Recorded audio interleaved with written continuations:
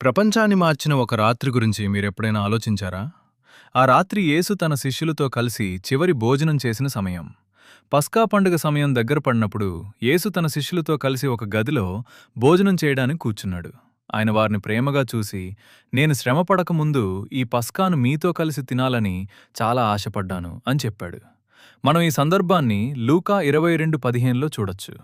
ఆ తర్వాత యేసు లేచి తన పై వస్త్రాన్ని పక్కకు పెట్టి ఒక తువాలు కట్టుకుని నీరు తీసుకుని తన శిష్యుల పాదాలను కడగడం ప్రారంభించాడు. ఇది చూసిన పేతురు ఆశ్చర్యపోయి, ప్రభువా, మీరు నా పాదాలను కడుగుతారా అని అడిగాడు. యేసు అతనితో, నేను నిన్ను కడగకపోతే నాతో నీకు భాగం ఉండదు అని చెప్పాడు. మనం ఈ విషయాన్ని యోహాను 13:8లో చూడొచ్చు.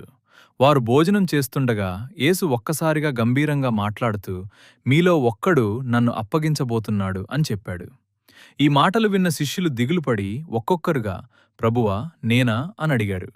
అప్పుడు యేసు రొట్టె తీసుకుని కృతజ్ఞతలు చెప్పి దానిని విరిచి తన శిష్యులకు ఇస్తూ, ఇది మీ కొరకు ఇయ్యబడుచున్న నా శరీరం, దీన్ని నా జ్ఞాపకార్థంగా చెయ్యండి అని చెప్పాడు. అలాగే గిన్నె తీసుకుని, ఇది నా రక్తములో ఏర్పడిన క్రొత్త నిబంధన, ఇది మీ కొరకు కుమ్మరించబడుతోంది అని అన్నాడు. మనం ఈ విషయాన్ని లూకా 22:20లో చూడొచ్చు. ఆ తర్వాత యూదా వచ్చి యేసును ముద్దు పెట్టి అప్పగించాడు. ఆ తర్వాత రోజు గుడ్ ఫ్రైడే. 3 రోజుల తర్వాత ఈస్టర్. ఇదే యేసు ప్రేమ, ఇదే త్యాగం, ఇదే విజయము. యేసు ప్రేమ గురించి మీ అభిప్రాయం ఏమిటో కామెంట్లో చెప్పండి.